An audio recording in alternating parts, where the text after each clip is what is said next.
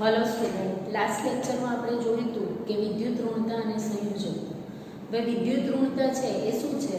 તો જ્યારે પણ સહસંયોજક બંધ બન્યો હોય ત્યારે એ સહસંયોજક બંધ બનાવવા માટે ભાગીદારીમાં જે ઇલેક્ટ્રોન હોય એ ઇલેક્ટ્રોનને પોતાની તરફ આકર્ષી રાખવાની વૃત્તિનું જે ગુણાત્મક માપન છે એને આપણે શું કહીએ છીએ? વિદ્યુત ઋણતા.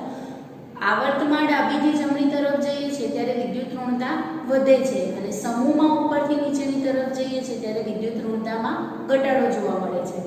ક્લિયર આટલું? અને વિદ્યુત ઋણતા છે એ કોના માપદંડ પ્રમાણે આપણે નક્કી કરેલી? પાઉલિંગ માપદંડ પ્રમાણે નક્કી કરેલી છે. એના પછીનો ટોપિક જોયો તો સંયોજકતા. સંયોજકતા એ જ તત્વની ઓક્સિડેશન અવસ્થા. સંયોજકતા અને ઓક્સિડેશન અવસ્થા શું છે? એક જ વસ્તુ છે. ક્લિયર આટલું? હવે સંયોજકતા એટલે શું? તો જ્યારે આપણે તત્વની વાત કરીએ છીએ ત્યારે તત્વની બાહ્યતમ કક્ષામાં જે ઇલેક્ટ્રોન રહેલા છે એ બાહ્યતમ કક્ષામાં રહેલા ઇલેક્ટ્રોન અથવા તો બાહ્યતમ કક્ષામાં રહેલા ઇલેક્ટ્રોન છે એને 8માંથી બાદ કરીએ ત્યારે કોઈ પણ તત્વની આપણને સંયોજકતા મળતી હોય છે. હવે આ જે સંયોજકતા છે એ તત્વ બીજા અન્ય કયા તત્વ સાથે જોડાયેલું છે એના પર ડિપેન્ડેન્ટ હોય. આપણે એક્ઝામ્પલમાં પણ જોયું હતું કે Na2 હોય એટલે કે સોડિયમના ઓક્સાઇડ જોયા હતા અને OF2 તો એમાં ઓક્સિજન છે એમાં Na2 માં ઓક્સિજનની સંયોજકતા -2 હતી અને OF2 માં ઓક્સિજનની સંયોજકતા +2 હતી. એ શેના પર ડિપેન્ડેન્ટ છે? એની વિદ્યુત ઋણતા પર આધારિત છે કે જેની જે સંયોજન બન્યું છે એમાં જે તત્વની વિદ્યુત ઋણતા વધારે હોય એને આપણે નેગેટિવ ચાર્જ આપીએ છીએ. ક્લિયર આટલું? હવે સંયોજકતા જે ટોપિક છે એ એના રાસાયણિક ગુણધર્મોમાં જે આવર્તી વલણ જોવા મળે છે એના પર ડિપેન્ડન્ટ છે. હવે એના પછીનો નેક્સ્ટ પોઈન્ટ આપણો એવો છે કે બીજા આવર્તના જે તત્વો છે એ જે તે સમૂહના તત્વો છે એના કરતાં થોડા અલગ પડે છે. બીજા આવર્તના તત્વો એના સમૂહના બીજા અન્ય જે તત્વો છે એના કરતાં કેવા છે? અલગ છે. એટલે કે બીજા આવર્તના તત્વો છે એમાં શું જુદાપણું છે? સમૂહના અન્ય તત્વો કરતાં બીજા આવર્તના તત્વોમાં શું જુદાપણું જોવા મળે છે?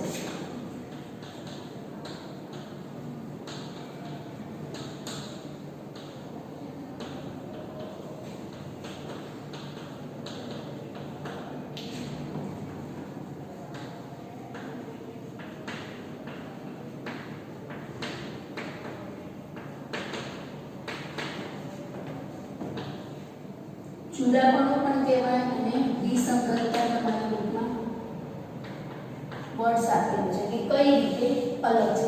હવે બીજા આવર્તના તત્વોની આપણે વાત કરીએ તો સમૂહ એકના તત્વોમાં જોઈએ તો lithium, sodium, potassium, rubidium, caesium અને ફ્રાન્સિયમ. સમૂહ 2 ની વાત કરીએ તો બેરિલિયમ, મેગ્નેશિયમ, કેલ્શિયમ, સ્ટ્રોન્શિયમ, બેરિયમ અને રેડિયમ. સમૂહ 13 માં આપણે જોઈએ છીએ તો બોરોન, એલ્યુમિનિયમ, ગેલિયમ, ઇન્ડિયમ અને થેલિયમ. સમૂહ 14 ની વાત કરીશું તો કાર્બન,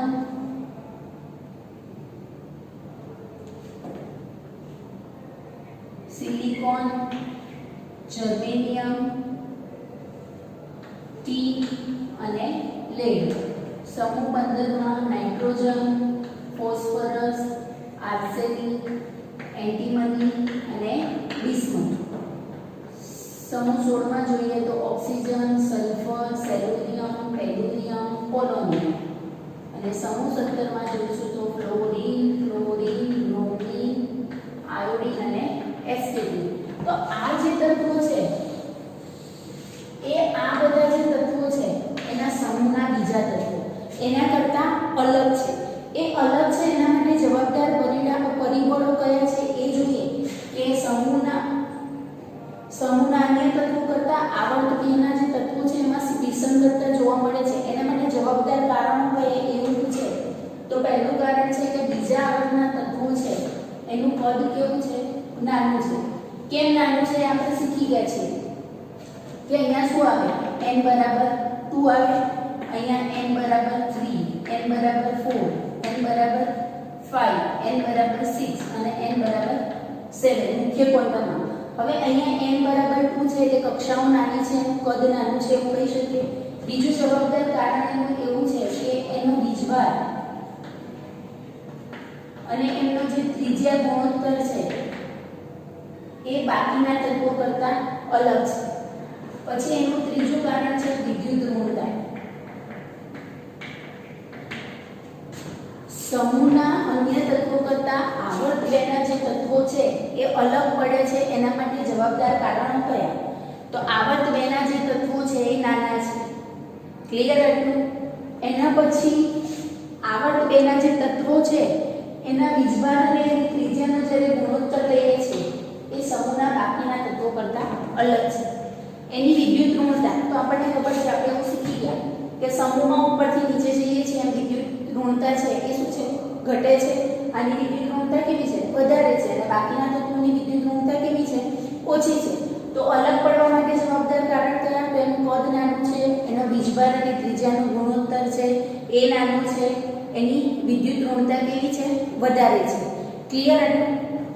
હવે આવર્ત બેના જે તત્વો છે આ બધા તત્વો છે. ધારો કે આપણે પહેલા સમૂહની વાત કરીએ તો પહેલા સમૂહમાં સોડિયમ, ફ્રાન્સિયમ તો રેડિયોએક્ટિવ છે એટલે આપણે લેવાની બહુ જરૂર છે નહીં, પણ સોડિયમ, પોટેશિયમ, રુબિડિયમ અને સીઝિયમ છે એ આયનિક બંધ બનાવે, જ્યારે લિથિયમ છે એ સહસંયોજક બંધ બનાવે છે. સમૂહ 2 માં બી એવું છે કે બેરિલિયમ છે એ સહસંયોજક બંધ બનાવે, બીજા અન્ય તત્વ સાથે એ સહસંયોજક બંધ બનાવે છે, જ્યારે આ બધા તત્વો છે એ આયનિક બંધ બનાવે છે. તો આ બે તત્વો છે આના કરતા અલગ થઈ ગયા એવું કહી શકીએ. તો જુદાપણું શું છે કે સમૂહ 1 અને સમૂહ 2 માં લિથિયમ અને બેરિલિયમ અન્ય તત્વ સાથે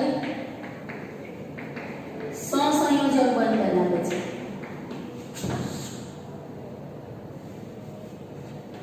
અન્ય તત્વ સાથે સહસંયોજક બંધ બનાવે, જ્યારે બાકીના તત્વો છે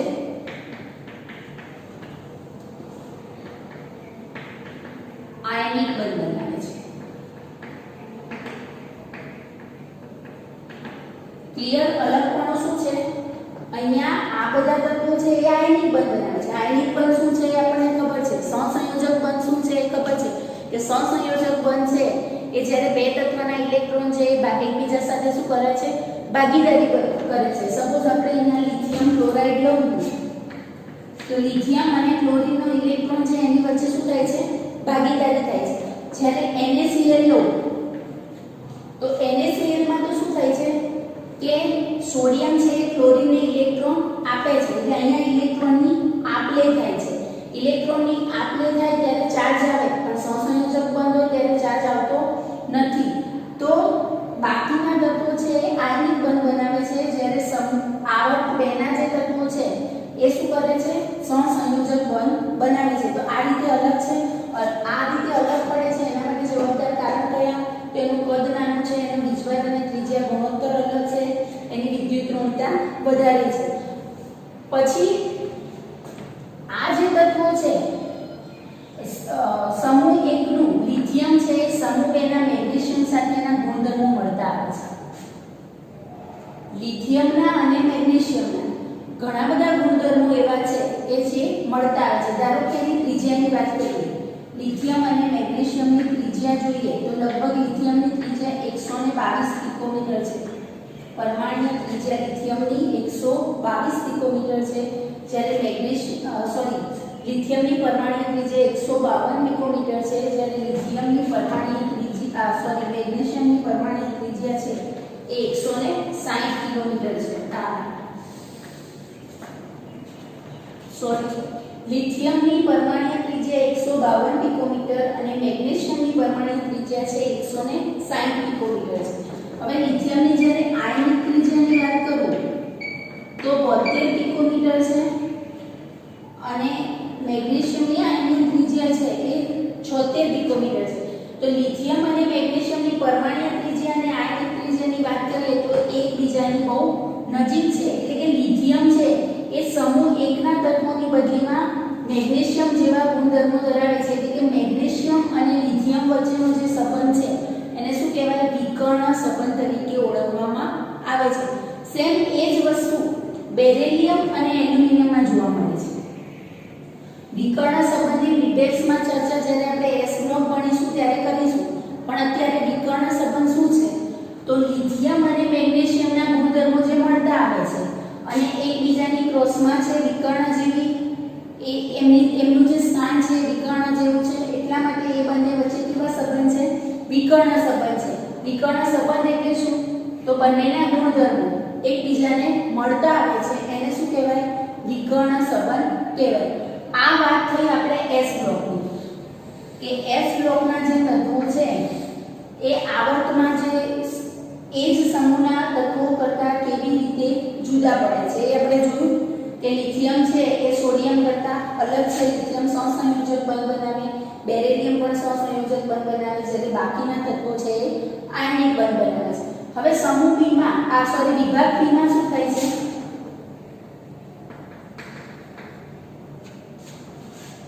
કે આ જે તત્વો છે આપણને ખબર છે કે n બરાબર 2 હોય, n બરાબર 2 હોય ત્યારે 2s કક્ષક અને 2p કક્ષક હોય. તો 2s કક્ષક અને 2p કક્ષક, 2p ની પેટા કક્ષક 3 અને s કક્ષક તો એક જ છે, ટોટલ 4 કક્ષક થાય છે. એટલે આવર્ત બેના જે તત્વો છે એની સંયોજકતા 4 કરતાં વધારે હોય નહીં.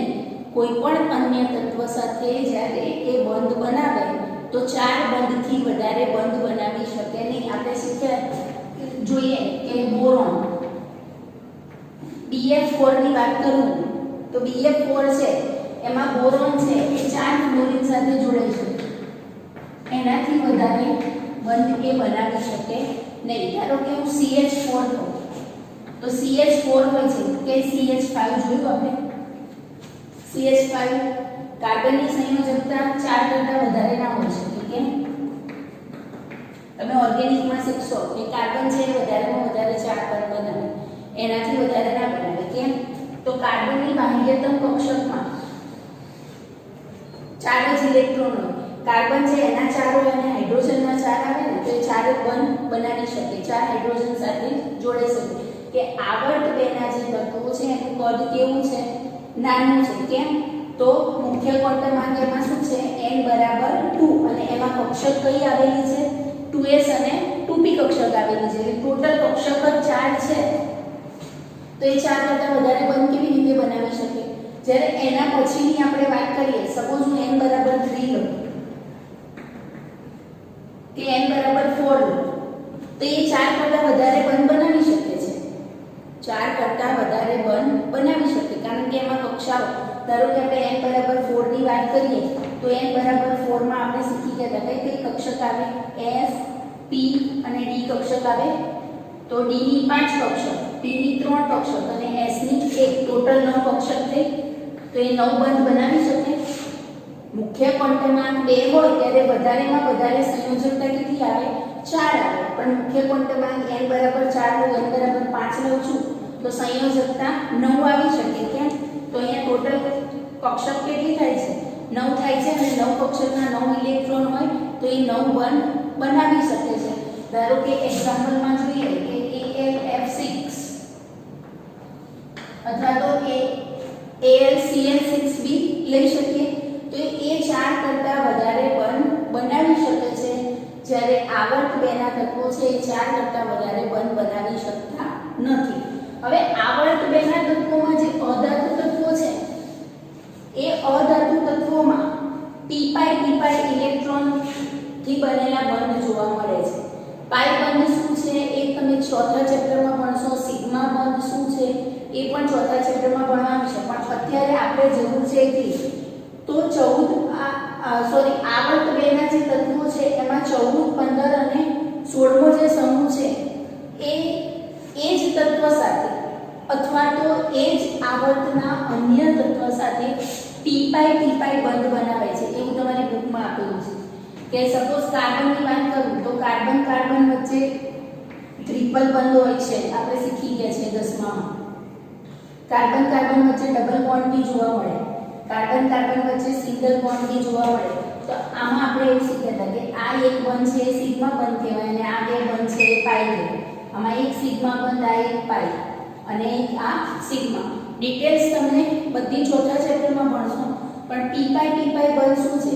તો આ કાર્બન કાર્બન વચ્ચે જે બંધ બને છે ને એમાં તમે બીજા ચેપ્ટરમાં શીખ્યા કે પી કક્ષક છે એમાં એક જ પી કક્ષક છે એ સિગ્મા બંધ બનાવે અને બાકીની બે પી કક્ષક છે એ પાઈ બંધ બનાવે. સોરી, બીજા ચેપ્ટરમાં નહીં, ચોથા ચેપ્ટરમાં શીખશો કે પી કક્ષકમાં px py અને pz છે. px py અને pz આમાંથી ગમે તે એક કક્ષક છે એ સિગ્મા બંધ બનાવે અને બાકીની બે કક્ષક છે એ પાઈ બંધ બનાવે. એટલે કે અહીંયા જે બંધ બન્યો છે એ એમાં પી કક્ષકના જે ઇલેક્ટ્રોન છે એ પાઈ બંધ બનાવે છે. એક સિગ્મા બંધ બને. ટ્રિપલ બોન્ડ હોય એમાં એક સિગ્મા બંધ હોય અને બે પાઈ બંધ હોય. એટલે કે પી પાઈ બંધ બનાવે છે એવું કેમ કીધું? તો પી કક્ષકના ઇલેક્ટ્રોન પાઈ બંધ બનાવે છે. એટલે કાર્બન કાર્બન વચ્ચે ડબલ બોન્ડ હોઈ શકે, કાર્બન ઓક્સિજન વચ્ચે પણ ડબલ બોન્ડ હોય, કાર્બન નાઇટ્રોજન વચ્ચે પણ ટ્રિપલ બોન્ડ હોય છે. એટલે કે આવું છે અહીંયા જોવા ના મળે. એલ્યુમિનિયમ વચ્ચે ટ્રિપલ બોન્ડ જોવા મળે ના મળે. આવું ના હોય. આવર્ત બેના તત્વો જ એવા છે કે જે પોતાના એ પોતાની સાથે અથવા તો એ તત્વ બીજા અન્ય તત્વ સાથે ટીપાઈ બંધ બનાવે છે. ક્લિયર એટલું? જુદાપણું શું છે? આપણો ટોપિક શું છે કે બીજા આવર્તના તત્વો અલગ કેવી રીતે પડે છે. તો આ બધા તત્વો છે ત્યાં કે ટીપાઈ બંધ જોવા મળતો નથી, પણ અહીંયા ટીપાઈ બંધ જોવા મળે છે. ક્લિયર એટલું? કે આવર્ત બેના તત્વો છે એ ટીપાઈ બંધ બનાવે, આ બધા તત્વો ટીપાઈ બંધ બનાવે નહીં. આ તત્વો સહસંયોજક બંધ બનાવે, આ તત્વો આયનિક બંધ બનાવે છે. અને આ બધું જ થવા માટેનું રીઝન શું છે? બધું જ એના પર આધારિત છે કે એના કદ, એના વીજભારની ત્રિજ્યાના ગુણોત્તર અને એની વિદ્યુત ઋણતા પર આધારિત છે. આપણે શીખ્યા કે આવર્ત બેના તત્વો છે એની વિદ્યુત ઋણતા બાકીના તત્વો કરતાં કેવી છે? વધારે છે. ક્લિયર? હવે આપણો નેક્સ્ટ પોઈન્ટ આવો છે. આ બધું રાસાયણિક ગુણધર્મો પર આધારિત છે. અત્યાર સુધી આપણે આયનીકરણ, એન્થાલ્પી, ઇલેક્ટ્રોન પ્રાપ્તિ, એન્થાલ્પી એ બધું શીખ્યા. એ બધા ભૌતિક ગુણધર્મો હતા. આ બધું રાસાયણિક ગુણધર્મોમાં આવે. કે ચેપ્ટરનો લાસ્ટ પોઈન્ટ આવો છે કે આવર્તી વલણ અને રાસાયણિક ગુણધર્મો.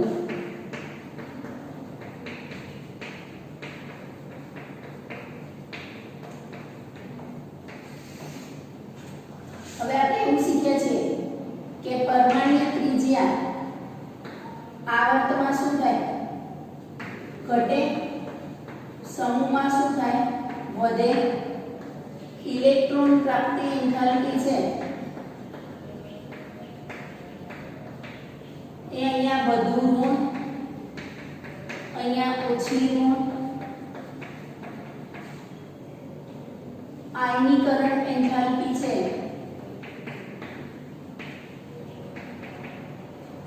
અહીંયા વધે છે, અહીંયા ઘટે છે. પછી ધાતુ ગુણ આવર્તમાં ડાબીથી જમણી બાજુ જઈએ તો ઘટે, સમૂહમાં ઉપરથી નીચે જઈએ તો વધે. અધાતુ ગુણ છે એ અહીંયા વધે છે, અહીંયા ઘટે છે. આ બધું ભૌતિક ગુણધર્મોમાં જોયું. પણ આના કારણે આપણે એવું શીખવાડ્યું કે સમૂહ એકના તત્વો છે. સોરી, આવર્ત કોષ્ટકની આપણે જ્યારે વાત કરીએ તો અહીંયા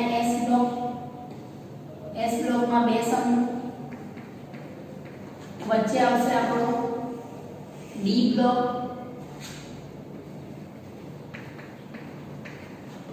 એના પછી આવે અહીંયા P બ્લોક,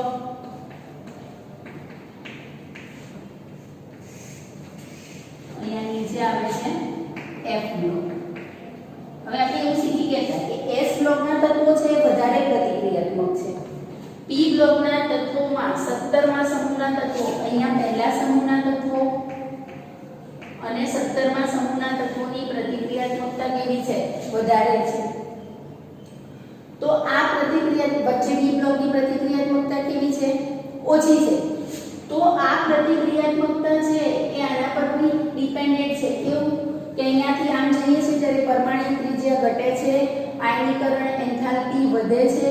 એના કારણે સમૂહ 1 ના અને સમૂહ 17 ના તત્વો છે એ વધારે પડતા પ્રતિક્રિયાત્મક છે અને વચ્ચેના તત્વો છે એની પ્રતિક્રિયાત્મકતા ઓછી છે. આને તો આપણે આવર્તી વલણ કીધું હતું કે સ્ટાર્ટિંગના તત્વો વધારે પ્રતિક્રિયાત્મક, મધ્યમાં રહેલા તત્વો ઓછા પ્રતિક્રિયાત્મક, પાછા જમણી બાજુ રહેલા જે તત્વો છે એ વધારે પ્રતિક્રિયાત્મક છે. ક્લિયર હતું? હવે આ જે તત્વો છે એમાં ઓક્સિડેશન ગુણની વાત કરીએ. ઓક્સિડેશન રિડક્શન શું છે એ ખબર છે તમને? ઓક્સિડેશન અને રિડક્શન. તો આ આગળના જે તત્વો છે, ડાબી બાજુના તત્વો છે એ કેવા છે? પ્રબળ રિડક્શન કરતા તત્વો છે અને આ બાજુના જે તત્વો છે એ પ્રબળ ઓક્સિડેશન કરતા તત્વો છે. સમૂહ 1 ની વાત કરું તો એ બધા તત્વો કેવા છે? પ્રબળ રિડક્શન કરતા છે. જ્યારે સમૂહ 17 ના તત્વો છે એ પ્રબળ ઓક્સિડેશન કરતા છે. હવે ઓક્સિડેશન રિડક્શન શું છે? ઇલેક્ટ્રોનના સંદર્ભમાં જોઈએ તો તત્વ જ્યારે ઇલેક્ટ્રોન ગુમાવે છે ત્યારે એનું શું થાય છે? ઓક્સિડેશન થાય છે. અને તત્વ ઇલેક્ટ્રોન મેળવે તો એનું શું થાય? રિડક્શન થાય. ઇલેક્ટ્રોન ગુમાવે તો ઓક્સિડેશન અને ઇલેક્ટ્રોન મેળવે તો એનું શું થાય? રિડક્શન થાય. હવે જેનું પોતાનું ઓક્સિડેશન થાય એ બીજા તત્વનું રિડક્શન કરી શકે. મતલબ કે પહેલા સમૂહના તત્વોની વાત કરું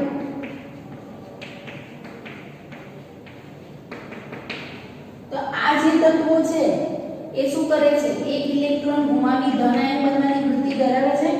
ધન આયન બનાવે છે એનો મતલબ શું છે? કે ઇલેક્ટ્રોન ગુમાવે છે. તો ઇલેક્ટ્રોન ગુમાવે તો એનું શું થયું? ઓક્સિડેશન થયું. હવે એને ઇલેક્ટ્રોન ગુમાવ્યો છે એ ઇલેક્ટ્રોન લેવા વાળું તો બીજું કોઈ હોવું જોઈએ કે નહીં? તો ફ્લોરીન, ક્લોરીન, બ્રોમિન અને આયોડિનની વાત કરું તો આપણે નેગેટિવ લઈએ છીએ કે એક ઇલેક્ટ્રોન મેળવી ઋણાયન બનવાની વૃત્તિ ધરાવે છે. તો ઇલેક્ટ્રોન એમ કીધું કે ઇલેક્ટ્રોન ગુમાવે તો ધન આયન બને. મતલબ કે એનું શું થયું? ઓક્સિડેશન થયું. તો અહીંયા લિથિયમ, સોડિયમ, પોટેશિયમ, રુબિડિયમ એ બધા ધન આયન છે અને ઇલેક્ટ્રોન શું કર્યો છે? ગુમાવ્યો છે. અને 17મા સમૂહના તત્વો છે એ આપણે શીખી ગયા કે એક ઇલેક્ટ્રોન મેળવી ઋણાયન બનવાની વૃત્તિ ધરાવે છે અને ઇલેક્ટ્રોન પ્રાપ્તિ એન્થાલ્પી વધારે છે. તો આ ઇલેક્ટ્રોન મેળવે છે તો ઇલેક્ટ્રોન મેળવે તો એનું શું થાય? રિડક્શન થાય. હવે આને ઇલેક્ટ્રોન આપ્યો છે. ઇલેક્ટ્રોન આપ્યો છે એ ઇલેક્ટ્રોન બીજું મેળવવાનું છે. મતલબ કે રિડક્શન કરવાનું. એટલે બીજા તત્વનું શું થશે? રિડક્શન થશે. એટલે આ સમૂહ 1 ના તત્વો છે એ બીજા તત્વનું રિડક્શન કરે છે. એવું કહેવાય કે એ ઇલેક્ટ્રોન આપે છે અને બીજું તત્વ લે છે. એ આપે નહીં તો બીજું તત્વ ક્યાંથી લે? તો રિડક્શન કરે છે. હવે જે બીજા તત્વનું રિડક્શન કરે એને આપણે શું કહીશું? રિડક્શન કરતા. અને બીજા તત્વનું જે ઓક્સિડેશન કરે એને શું કહીશું? ઓક્સિડેશન કરતા. તો આ જે તત્વ છે 17મા સમૂહના તત્વોનું પોતાનું રિડક્શન થાય છે. આને ગુમાયેલો ઇલેક્ટ્રોન એ લે છે એટલે એનું શું થયું? રિડક્શન થયું. તો આને આનું ઓક્સિડેશન કર્યું કહેવાય. એટલા માટે એ કેવા છે? પ્રબળ ઓક્સિડેશન કરતા તત્વો છે. તો સમૂહ 1 ના તત્વો છે એ પ્રબળ રિડક્શન કરતા તત્વો કેમ છે? ખબર પડી ગઈ કે ઇલેક્ટ્રોન ગુમાવે છે એટલે એનું પોતાનું શું થાય છે? ઓક્સિડેશન થાય છે. અને એ બીજાનું શું કરે છે? બીજાને ઇલેક્ટ્રોન આપે છે એટલે એનું શું થયું? રિડક્શન થયું. એટલે એ શું થયા? જેનું ઓક્સિડેશન થયું એ રિડક્શન કરતા કહેવાય. કેમ? તો એને ઇલેક્ટ્રોન આપ્યો છે. ક્લિયર હતું? તો ઇલેક્ટ્રોન ગુમાવે એટલે ઓક્સિડેશન થાય. જેનું ઓક્સિડેશન થાય છે એ બીજા તત્વનું શું કરે છે? રિડક્શન કરે. એટલે એને શું કહેવાય? પ્રબળ રિડક્શન કરતા તત્વ તરીકે ઓળખવામાં આવે છે. હવે ઇલેક્ટ્રોન મેળવે એટલે રિડક્શન થાય. જેનું પોતાનું રિડક્શન થતું હોય એ બીજાનું શું કરે? ઓક્સિડેશન કરે. એટલા માટે એને શું કહે છે? ઓક્સિડેશન કરતા. તો આવર્ત કોષ્ટકમાં સમૂહ 1 ના તત્વો છે પ્રબળ રિડક્શન કરતા છે અને સમૂહ 17 ના તત્વો છે એ પ્રબળ ઓક્સિડેશન કરતા તત્વો છે. ક્લિયર? હવે ધાતુપણાના ગુણધર્મની વાત કરીએ. ધાતુ અધાતુ તો આપણને ખબર છે કે આવર્ત કોષ્ટકમાં ડાબી બાજુના જે તત્વો છે એ બધા તત્વો કેવા છે? ધાતુ તત્વો છે. અને જમણી બાજુના બધા જે તત્વો છે એ કેવા છે?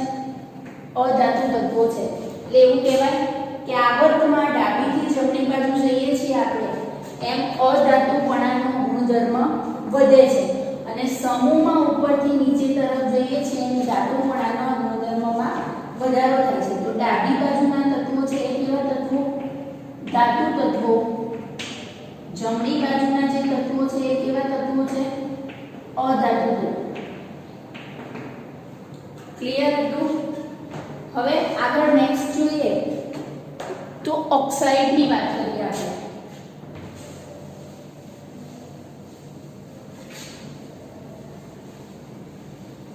ઓક્સિડેશન થવું, રિડક્શન થવું, ઓક્સાઇડ બનાવવા, હાઇડ્રાઇડ બનાવવા, આ બધી પ્રક્રિયા કેવી કહેવાય? રાસાયણિક પ્રક્રિયા કહેવાય અને એના રાસાયણિક ગુણધર્મો. હવે ઓક્સાઇડની વાત કરું તો આવર્ત કોષ્ટકના જે તત્વો છે એ ઓક્સિજન સાથે પ્રક્રિયા કરે તો એના ઓક્સાઇડ આપે. એ હાઇડ્રોજન સાથે પ્રક્રિયા કરે તો એના હાઇડ્રાઇડ મળે આપણને. જો તત્વની હેલોજન સાથે પ્રક્રિયા થાય તો એના હેલાઇડ મળે છે. તો સપોઝ હું સોડિયમની વાત કરું, સમૂહ 1 ના તત્વોની વાત કરીએ તો સમૂહ 1 ના તત્વોના જે ઓક્સાઇડ છે એ ઓક્સાઇડ બેઝિક હોય છે કે બેઝિક ગુણધર્મ ધરાવે છે. સમૂહ 1 ના તત્વોના ઓક્સાઇડ છે એ બેઝિક ગુણધર્મ ધરાવે છે.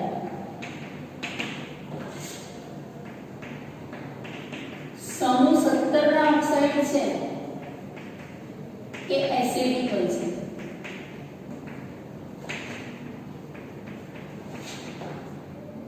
ઓક્સાઇડ ની બધું ડિટેલ્સમાં આપણે S બ્લોકમાં P બ્લોકમાં અલગ અલગ ભણવાનું છે, પણ અત્યારે પૂરતું આપણે શું યાદ રાખીશું કે S બ્લોક છે એટલે કે આવર્ત કોષ્ટકમાં ડાબી તરફના જે તત્વો છે એના ઓક્સાઇડ કેવા છે?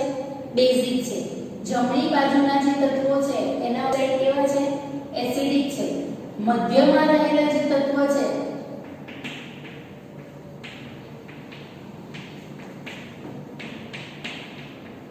એના જે ઓક્સાઇડ છે એ ઉભય ગુણધર્મી છે. ઉભય ગુણધર્મી એટલે શું? તો એ જરૂર પડે તો એસિડિક ગુણધર્મ પણ ધરાવે અને જરૂર પડે તો બેઝ પણ બની જાય. ઉભય ગુણધર્મી કોને કીધું? તો જરૂર પડે તો એસિડિક પણ બની જાય અને જરૂર પડે તો બેઝિક પણ બની જાય.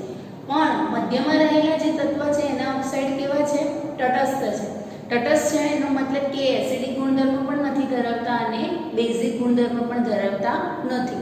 ચેપ્ટર 3 માં આપણે એમ કીધું હતું કે ભૌતિક ગુણધર્મોમાં આવર્તી વલણ અને રાસાયણિક ગુણધર્મોમાં આવર્તી વલણ. તો ભૌતિક ગુણધર્મોમાં આવર્તી વલણમાં આપણે શું જોયું? ઇલેક્ટ્રોન પ્રાપ્તિ એન્થાલ્પી, આયનીકરણ એન્થાલ્પી, પરમાણ્વીય ત્રિજ્યા, આયનીય ત્રિજ્યા અને વિદ્યુત ઋણતા આ એના ભૌતિક ગુણધર્મોમાં આવર્તી વલણ છે. જ્યારે રાસાયણિક ગુણધર્મોમાં આવર્તી વલણમાં આપણે શું જોયું કે સંયોજકતા, એની વચ્ચે વિકર્ણ સંબંધ કેવો છે, એની ઓક્સિડેશન અને રિડક્શન વર્તણૂક કેવી છે, એના ભૌતિક એના ધાતુ ગુણધર્મ અને અધાતુ ગુણધર્મ કેવા છે, એના પછી આપણે જોયું કે એના ઓક્સાઇડ કેવા છે અને કોઈ પણ તત્વ છે એની જ્યારે ઓક્સિજન સાથે પ્રક્રિયા કરીએ છીએ ત્યારે એના ઓક્સાઇડ આપે. કોઈ પણ તત્વની જ્યારે હેલોજન સાથે પ્રક્રિયા કરવામાં આવે તો એ એના હેલાઇડ આપતા હોય છે. કોઈ પણ તત્વની જ્યારે હાઇડ્રોજન સાથે પ્રક્રિયા કરીએ તો હાઇડ્રાઇડ મળે. તો એના ઓક્સાઇડ કેવા છે, એના હાઇડ્રાઇડ કેવા છે, હેલોજન કેવા છે, એ બધું જ આપણે ડિટેલ્સમાં જ્યારે S બ્લોક P બ્લોક ભણીશું ત્યારે જોવાનું છે. પણ અત્યારે શું યાદ રાખવાનું છે કે ડાબી બાજુના ઓક્સાઇડ કેવા, જમણી બાજુના ઓક્સાઇડ કેવા અને મધ્યમાં રહેલા તત્વના ઓક્સાઇડ કેવા છે. ક્લિયર? અહીંયા આપણું ચેપ્ટર નંબર 3 પૂરું થાય છે. ચેપ્ટર નંબર 3 ની જે એક્સરસાઇઝ છે એની થોડી ઘણી ચર્ચા આપણે એક લેક્ચરમાં કરી લઈશું. ક્લિયર? આટલું